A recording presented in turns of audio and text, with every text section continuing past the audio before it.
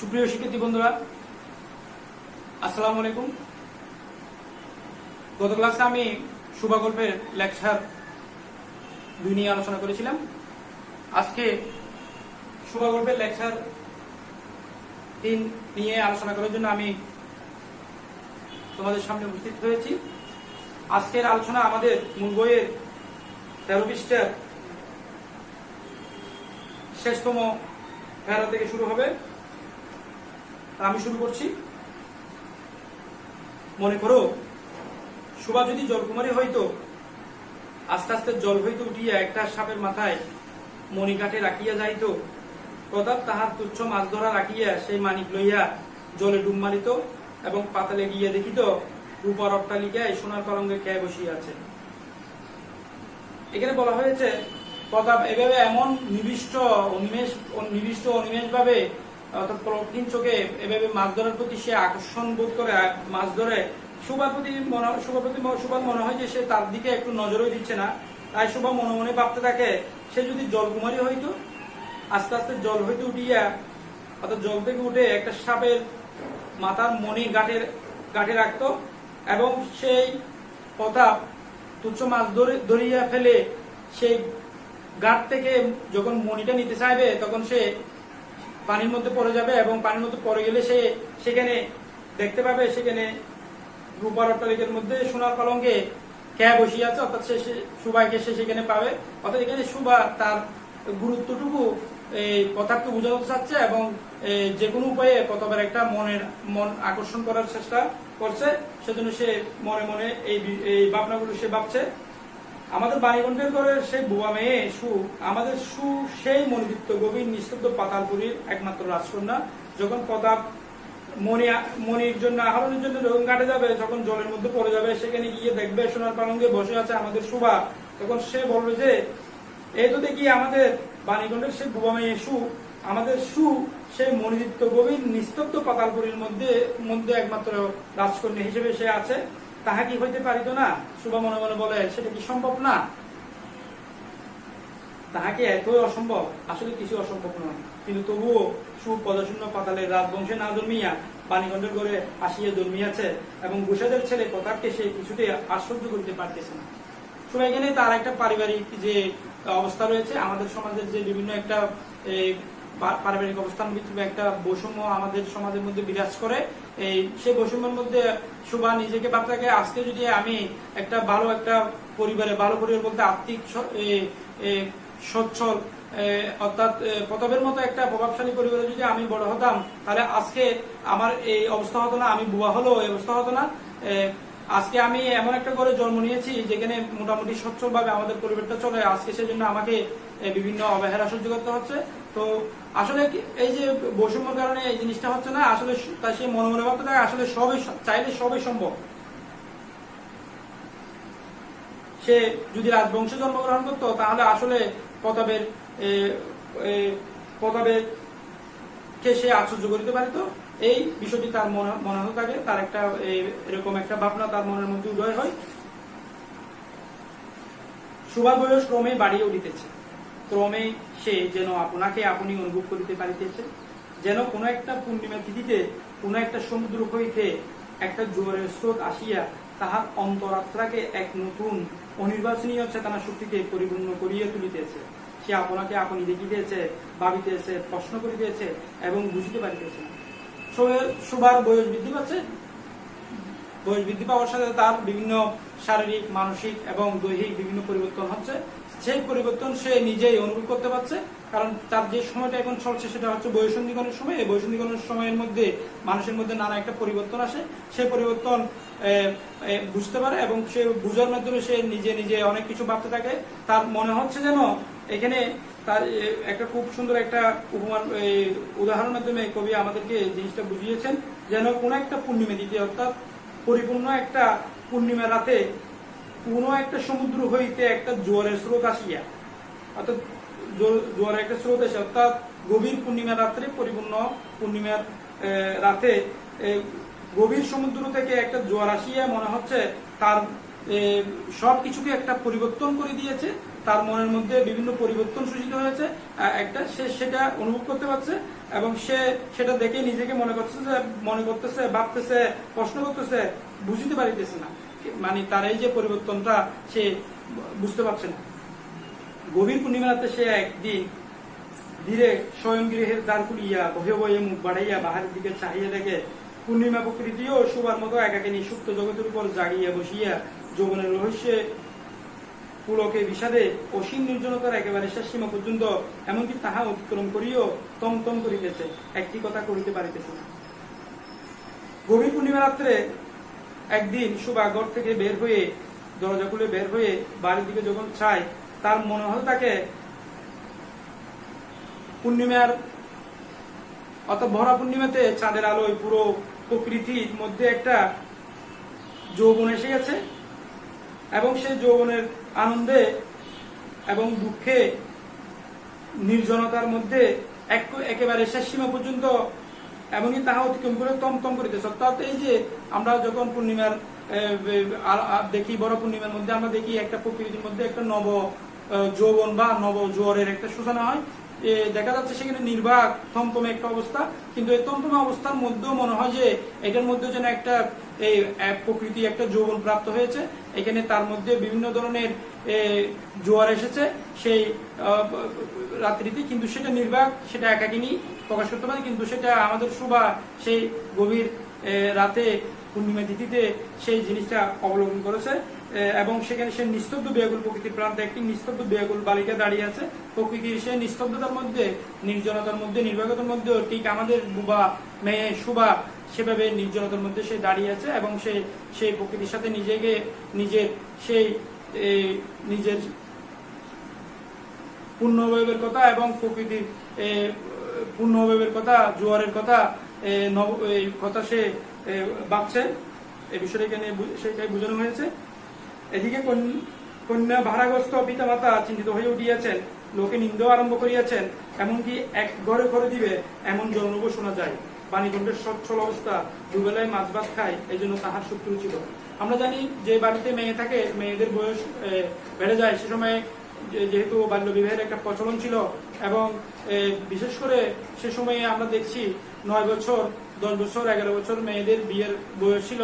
এর চেয়ে বেশি হলে পাড়া প্রতিবেশীরা, সমাজের লোকেরা বিভিন্ন ধরনের নিন্দা করত। এমন দেখা যাচ্ছে অনেক সময় তাদেরকে পাপিষ্ঠ বলে এক ঘরে করে দেওয়ার রেওয়াজও ছিল।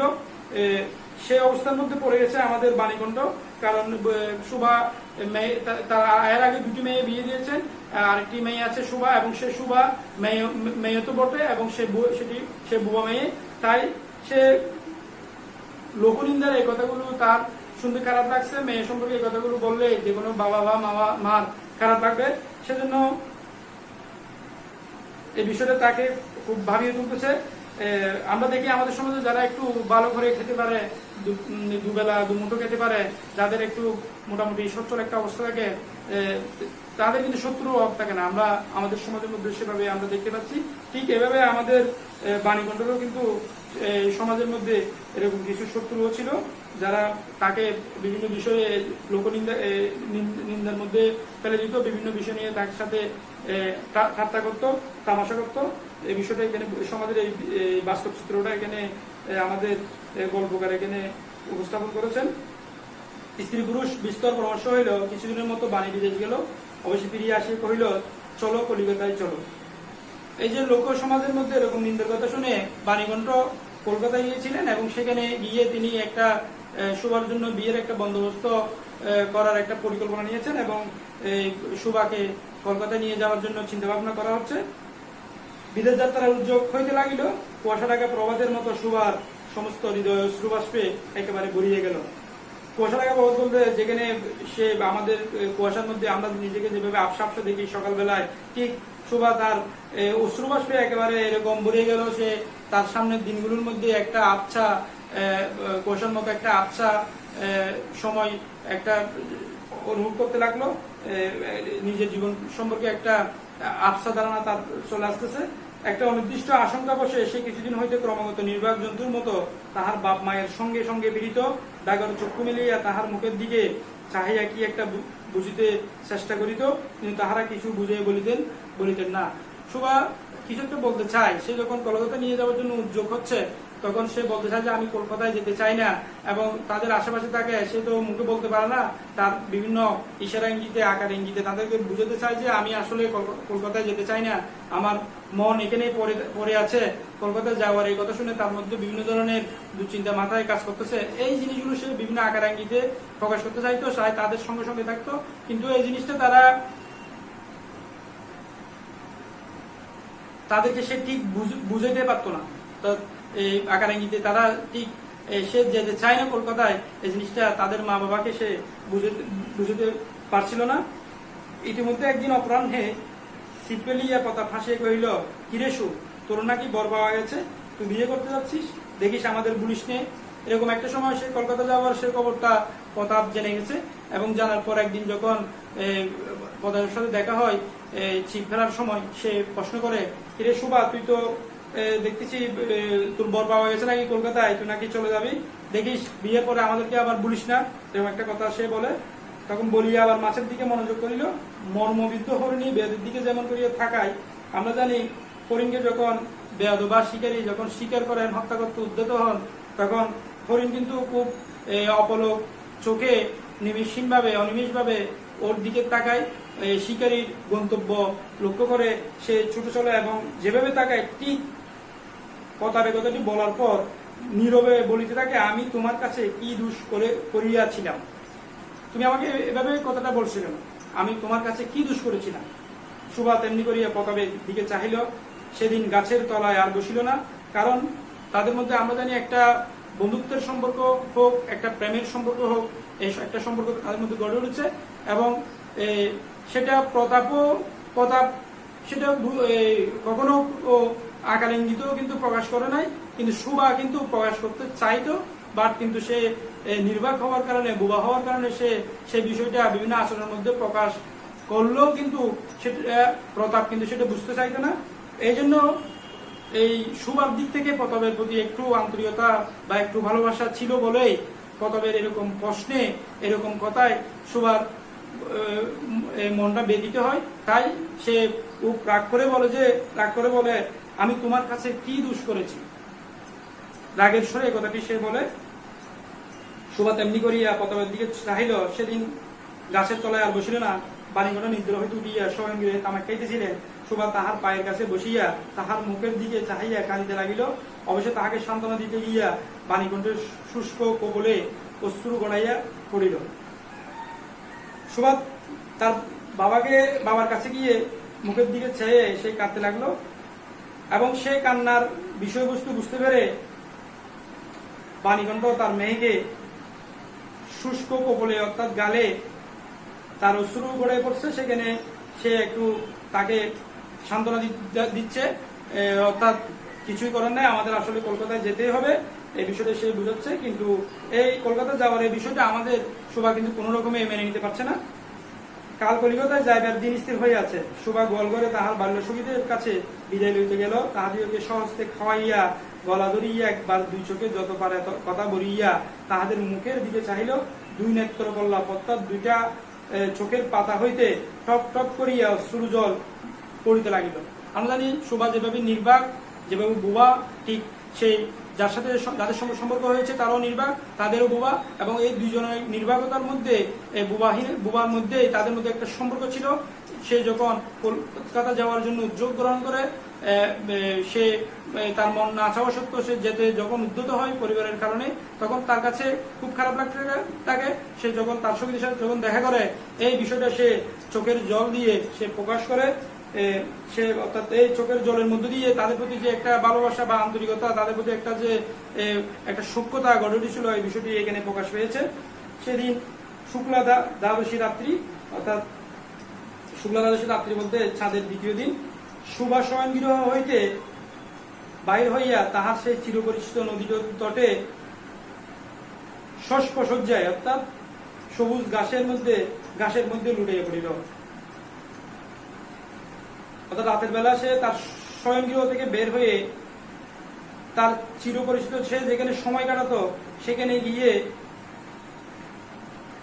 চিরসবুজ গাছের উপর সে পড়ে রয়েছে, যেন সে ধরণীকে অর্থাৎ পৃথিবীকে এই প্রকাণ্ড মুখ মানবতাকে, অর্থাৎ বুবাহীন এই মানবতাকে, যারা তার ভাষা বুঝতে পারে না তাদেরকে বাহুতে ধরিয়ে বলিতে চায়, হ্যাঁ তুমি আমাকে যাইতে দিও না মা, আমার মতো দুটি বাহু বাড়াইয়া তুমি আমাকে ধরিয়ে রাখো।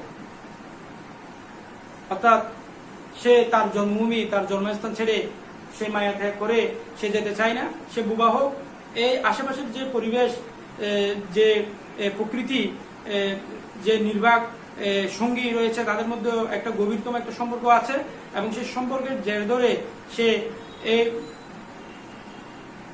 সে ধরণীকে আঁকড়ে ধরে বলতে চায়, আমি তোমাকে যেভাবে আঁকড়ে ধরে রেখেছি তুমিও ঠিক আমাকে সেভাবে আঁকড়ে ধরে রাখো। আমি যেতে চাই না, আমাকে তারপর যেতে হচ্ছে, তুমি আমাকে আটকিয়ে দাও, তুমি আমি যাতে যেতে না পারি সেই বন্দোবস্ত তুমি আমাকে করো। তুমি তোমার সব শক্তি দিয়ে, সব সামর্থ্য দিয়ে, তোমার সব ভালোবাসা দিয়ে আমাকে ধরে রাখো। আমি কোনো রকমে কলকাতায় যেতে চাই না, আমাকে তুমি যে কোনো ভাবে আটকাও। এই বিষয়টা অর্থাৎ এখানে আমরা দেখতে পাচ্ছি সুভার এই জন্মস্থান, পল্লী প্রকৃতি, যেখানে সে প্রতিদিন প্রতিনিয়ত যখন মন খারাপ হয়, যখন সে আনন্দ থাকে, যখন নিরানন্দ থাকে, যখন তার আনন্দ হয়, যখন বেদনা হয়, সে সব সময় সে যাদের সাথে সময় কাটাতো সেই সময় তাদের সাথে এমন একটা তার সম্পর্ক বা সভ্যতা গড়ে উঠেছিল, সে আসলে সেই জন্মস্থান বা তার এই ভালো লাগার এই স্মৃতি বিজড়িত জায়গাগুলো সে ছেড়ে যেতে চাচ্ছে না, এবং যে কোনো ভাবে সে প্রকাশ করতে যাচ্ছে, আমি যেভাবে তোমাকে আঁকড়িয়ে ধরিয়ে রেখেছি ঠিক তুমি আমাকে সেভাবে ধরে রাখো। এখানে আমাদের মূল বইয়ের শোভা গল্পের আলোচনা এখানেই শেষ। আশা করি আমি এই পাঠভিত্তিক এই যে 3টা লেকচারের মাধ্যমে বিষয়টা কিছুটা হলেও বুঝতে পেরেছি, এবং আসলে বলতে গেলে অনলাইন ক্লাসে অনেক সীমাবদ্ধতা রয়েছে। এই সীমাবদ্ধতার কারণেও, পরিস্থিতির কারণে আমাদেরকে ক্লাস নিতে হচ্ছে। তারপরেও যদি কারো কোনো জায়গায় বুঝতে অসুবিধা হয় তাহলে সেটা কমেন্টের মাধ্যমে জানিয়ে দিলে আমি পরবর্তী ক্লাসে সেই সমস্যাগুলো নিয়ে, যেখানে অসুবিধা হচ্ছে বুঝতে, সেই টপিকসটা নিয়ে আমি আলোচনা করে বিষয়টা পরিষ্কার করে দেওয়ার চেষ্টা করব।